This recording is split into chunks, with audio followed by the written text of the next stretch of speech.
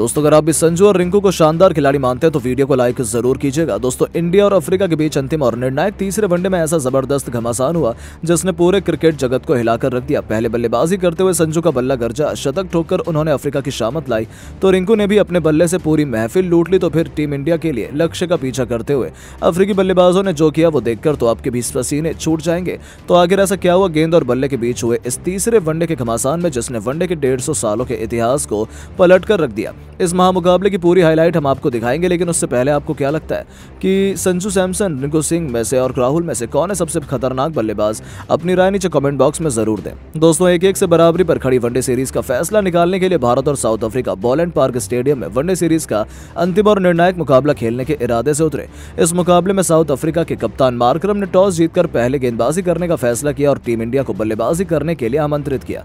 भारतीय टीम को धाकर शुरुआत दिलाने की जिम्मेदारी आज अपना डेब्यू मैच खेल रहे रजत पाटीदार और साई सुदर्शन के कंधों पर सौंपी गई। एक जबरदस्त घमासान के लिए हर कोई तैयार था। रजत पाटीदार ने शानदार कवर ड्राइव में चौके से अपने इंटरनेशनल करियर का खाता खोला, लेकिन वो ज्यादा लंबी बल्लेबाजी नहीं कर पाए। 5वां ओवर फेंकने आए बर्गर ने अपने ओवर की चौथी गेंद पर रजत पाटीदार को क्लीन बोल्ड कर दिया। इंडिया को पहला झटका दिया। रजत पाटीदार 16 गेंद पर 3 चौके और 1 छक्के की बदौलत 22 रन बनाकर वापस लौटे। अब मैदान पर बल्लेबाजी करने के लिए विकेट कीपर बल्लेबाज संजू सैमसन आ चुके थे। उनके कंधों पर टीम की पूरी जिम्मेदारी टिकी हुई थी, लेकिन दूसरे छोर से उन्हें साथ नहीं मिला। ब्यूरन हेंड्रिक्स ने सुदर्शन को एलबीडब्ल्यू कर पवेलियन का रास्ता दिखा दिया। ये खिलाड़ी 16 गेंद पर 10 रन बनाकर पवेलियन की शोभा बढ़ाने लौटे। अब संजू के साथ कप्तान राहुल के कंधों पर भारतीय टीम की जिम्मेदारी आन पड़ी थी। दोनों ने संभलकर भारत को पावर प्ले के 10 ओवर में मिलकर 59 रनों तक पहुंचा दिया। इन दोनों के बीच एक मजबूत पार्टनरशिप हुई। संजू सैमसन ने वियान मुल्डर की गेंद पर शानदार चौका लगाकर न केवल 50 रनों की साझेदारी पूरी की, बल्कि टीम इंडिया के स्कोर को 100 रनों के पार पहुंचा दिया। लेकिन 100 रन पूरे होते ही वियान मुल्डर ने केएल राहुल को हेनरी क्लासेन के हाथों कैच पकड़वाकर पवेलियन का रास्ता दिखा दिया और भारतीय टीम को 101 रनों के स्कोर पर तीसरा झटका लग गया। संजू और केएल राहुल के बीच 50 रनों की पार्टनरशिप यहीं पर टूट गई। भारतीय टीम को कप्तान के रूप में बहुत बड़ा झटका लग गया। राहुल 35 गेंद पर 21 रन बना पाए। उनके आउट होने के बाद बल्लेबाजी करने तिलक वर्मा उतर जाते हैं। वो कमाल के फॉर्म में लग रहे थे। संजू सैमसन का बल्ला भी बोल रहा था।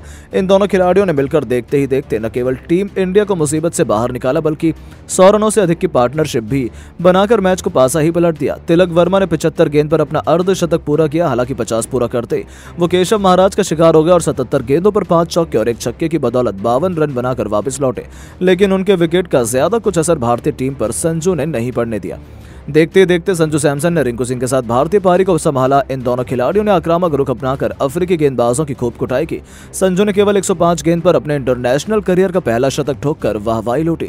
114 गेंद पर संजू सैमसन ने कुल 108 रन बनाए। अपनी शतकीय पारी को उन्होंने 6 चौके तो वहीं 3 तूफानी छक्कों से सजाया था। 45 ओवरों में ही टीम इंडिया 240 रनों के पार थी। हालांकि संजू को जैसे लिजर्ड विलियम्स ने शिकार बनाया मानो विकेट की झड़ी लग गई। अक्षर पटेल केवल एक तो वॉशिंगटन सुंदर 14 रन बनाकर वापस लौट गए, लेकिन रिंकू ने हार नहीं मानी। केवल 27 गेंदों पर 3 चौके और 2 तूफानी छक्कों की बदौलत 38 रन बनाकर उन्होंने भारतीय टीम को 50 ओवर में 296 रनों तक पहुंचा दिया। अंत में अर्शदीप ने भी 2 गेंदों पर 1 छक्के के साथ 7 रन बनाए। अब अफ्रीका के सामने 297 रनों का पहाड़ जैसा लक्ष्य था, जिसे हासिल करने की जिम्मेदारी रीसा हेंड्रिक्स के साथ पिछले मैच के शतक वीर टोनी दे जॉर्जी पर टिकी हुई थी। भारतीय टीम जल्द से जल्द विकेट चटकाना चाहती थी, लेकिन इस मैच में कुछ ऐसा हो जाएगा किसी ने भी नहीं सोचा था। इन दोनों बल्लेबाजों ने तो पहली गेंद से ही आक्रामक रुख अपनाया और भारतीय गेंदबाजों को आड़े हाथों लेते हुए उन्होंने सभी की जमकर कुटाई करनी शुरू कर दी। मुकेश कुमार को तो उन्होंने बिल्कुल भी नहीं बख्शा। पारी के तीसरे ओवर में मुकेश ने दोनों बॉल फेंकने के साथ साथ कुल 14 रन लुटा दिए। भारतीय टीम ने शुरुआत बेहद खराब की, उसका फायदा अफ्रीकी टीम को मिला। 5 ओवरों में ही अफ्रीका ने इस बल्लेबाजों को खतरनाक बैटिंग के बदौलत 36 रन बना लिए थे। तो उसके बाद भी रुकना क्या होता है वो तो उन्होंने सीखा ही नहीं। मुकेश को लगातार 2 गेंद पर पहले चौका तो फिर तूफानी छक्का जड़कर टोनी ने अपनी टीम को 7 ओवरों में ही 54 रनों तक पहुंचा दिया था। अफ्रीका ने जीत की नींव बिछा दी थी। भारतीय टीम को विकेटों की दरकार थी। कप्तान राहुल के पसीने छूट गए थे। भारतीय खेमे में मातम छाया हुआ था। तभी 9वें ओवर में अर्शदीप सिंह ने टीम इंडिया की किस्मत पलट दी। उन्होंने रीसा हेंड्रिक्स को आउट कर भारत को पहली सफलता दिलाई। ये बल्लेबाज 24 गेंद पर केवल 19 रन बना पाया और अपनी टीम मैच में वापसी कर चुकी थी। उनके आउट होने के बाद मैदान में मोर्चा संभालने रशिवंडर हुसैन उतरे। 18-10 ओवरों में अफ्रीका ने 62 रन 1 विकेट के नुकसान पर बनाए। पहले के बाद अक्षर पटेल ने रशिवंडर हुसैन को क्लीन बोल्ड कर टीम इंडिया में दूसरी सफलता भी बहुत जल्द दिलवा दी। केवल 76 रन ही अफ्रीका बना पाई थी और उनके 2 बल्लेबाज को भारतीय गेंदबाजों ने पवेलियन की शोभा बढ़ाने भेज दिया था। अब चौथे पायदान पर बल्लेबाजी पड़ने खुद कप्तान मार्करम को उतरना पड़ा। दूसरी तरफ टोनी जॉर्जी एक बार फिर खतरनाक लग रहे थे। उन्होंने केवल 55 गेंद पर अपना अर्धशतक भी पूरा कर लिया था। 21 ओवर की समाप्ति पर अफ्रीका 100 रनों का आंकड़ा पार कर चुकी थी। इन दोनों खिलाड़ियों के बीच 50 रनों से अधिक की साझेदारी भी हो गई थी। भारतीय टीम मुकाबले से बाहर जा रही थी, लेकिन एक बार फिर भारत की वापसी का ऐलान हुआ। वॉशिंगटन सुंदर ने एडन मार्करम को चलता कर मुकाबले में एक बार फिर से उम्मीदों को जिंदा कर दिया था। कप्तान मार्करम 41 गेंद पर दोनों 2 चौके 1 छक्के की बदौलत 36 रन बनाकर चलते बने। अब टोनी जॉर्जी के साथ निभाने हेनरी क्लासेन आ चुके थे। 28 ओवरों में अफ्रीका ने 150 रनों का आंकड़ा पार कर दिया था। देखते ही देखते ये कांटे का मुकाबला आखिरी ओवर तक भी जा पहुंचा। ऐसे में संजू सैमसन की शतकीय पारी को देखकर दुनिया के तमाम दिग्गजों ने बड़ा बयान जारी कर दिया है, जिसमें एबी डिविलियर्स ने बयान देते हुए कहा है कि भारत और साउथ अफ्रीका के बीच खेले गए अंतिम वनडे मैच में संजू सैमसन ने तूफानी बल्लेबाजी की है। संजू सैमसन ने बेहतरीन बल्लेबाजी करते हुए सभी को बता दिया है कि वो इस टीम के एक ऐसे खिलाड़ी हैं जिनको हमेशा से कमजोर समझा गया है, लेकिन वो अपने प्रदर्शन के दम पर टीम को मजबूती दिलाने का कार्य कर सकते हैं। इसके अलावा उन्होंने आगे बयान देते हुए कहा है कि आज के मैच में संजू सैमसन शानदार बल्लेबाजी करते हुए भारत के सभी समर्थकों का दिल जीत लिया है और बता दिया है कि अब वो इसी तरीके से बल्लेबाजी करने के लिए आगे भी तैयार है। मेरे अनुसार संजू सैमसन की तूफानी पारी को कभी भी नहीं भूलना चाहिए, क्योंकि ये पारी भारत के लिए काफी महत्वपूर्ण रही है। तो वहीं गौतम गंभीर ने बयान देते हुए कहा है कि भारतीय टीम ने साउथ अफ्रीका के खिलाफ इस मैच के अंदर काफी ज्यादा दिक्कत का सामना करा था, लेकिन भारतीय टीम की तरफ से जिस प्रकार से लगातार विकेट पर विकेट गिरे, लेकिन उसके बाद संजू ने संभाला, उसकी तारीफ होनी चाहिए। मैं संजू की इस तारीफ तूफानी पारी की करना चाहूंगा। मुझे लगता है कि संजू के जैसा बल्लेबाज भारत को शायद आने वाले समय में नहीं मिलेगा। इसके अलावा उन्होंने आगे बयान देते हुए कहा कि संजू ने आज बता दिया है कि वो बड़े मैच में बेहतर प्रदर्शन करना जानते हैं। ऐसे में उन्हें अब आने वाले मैच में भी मौके मिलने चाहिए। अगर वो बड़े मैच में बेहतर प्रदर्शन कर सकते हैं तो इससे बेहतर बात शायद भारतीय क्रिकेट के लिए और कुछ नहीं होनी चाहिए। तो वहीं शोएब अख्तर ने बयान देते हुए कहा कि साउथ अफ्रीका के खिलाफ भारत को इस मैच में भी किसी भी कीमत पर जीत चाहिए थी।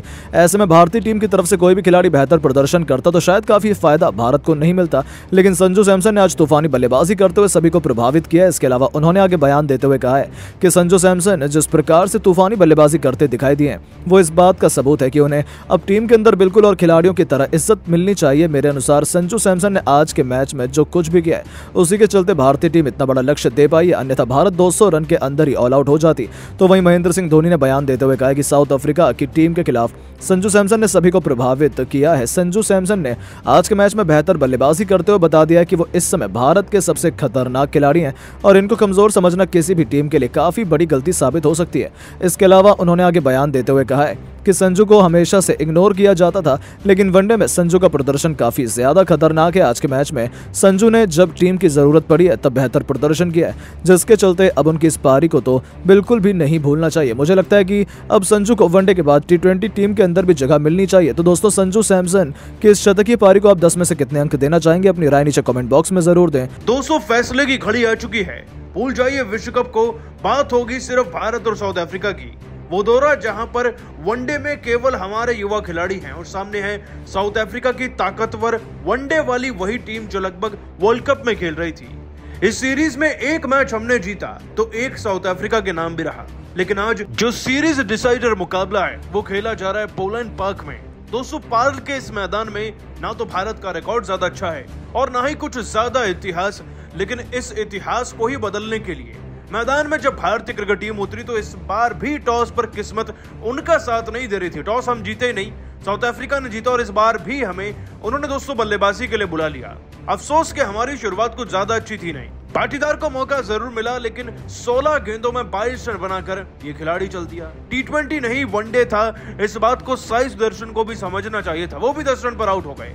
दोनों खिलाड़ियों के आउट होने के बाद संजू सैमसन और KL राहुल बल्लेबाजी के मोर्चे को संभालने लगे और वहां से भारत के चंद रन बनने शुरू हुए थे। आपको बता दें कि 8वें ओवर तक वो दोनों जब तक आउट हुए थे तब तक हमारे 50 रन थे, लेकिन फिर 19वें ओवर तक कोई विकेट नहीं गिरा और इस बीच में रन्स भी बने। दोस्तों, भारत का स्कोर उठकर 50 से सीधा 101 पहुंच गया और इसमें सबसे अहम योगदान ना संजू सैमसन का ही था। उनके रन आंकड़े तो आपको बताएंगे, उससे पहले आपको यह बता दें कि KL राहुल ने 35 गेंदों में 2 चौके लगाकर 21 रन बनाए और फिर वो भी कैच आउट हो गए, लेकिन सैमसन जो थे वो टस से मस ना हो पाए। इनफैक्ट आगे चलकर इस खिलाड़ी ने फिर अपना 50 भी जड़ दिया। दोस्तों मैदान में कौन आ रहा है और कौन जा रहा है, इससे सैमसन को कोई फर्क पड़ ही नहीं रहा था। भले ही हमारे विकेट गिरते चले गए, लेकिन सैमसन का कॉन्फिडेंस अपार था। पारी के 12वें ओवर में उन्होंने हेनरिक को चौका लगाया, 14वें ओवर में फिर से इसी खिलाड़ी को चौका जड़ते हैं वो।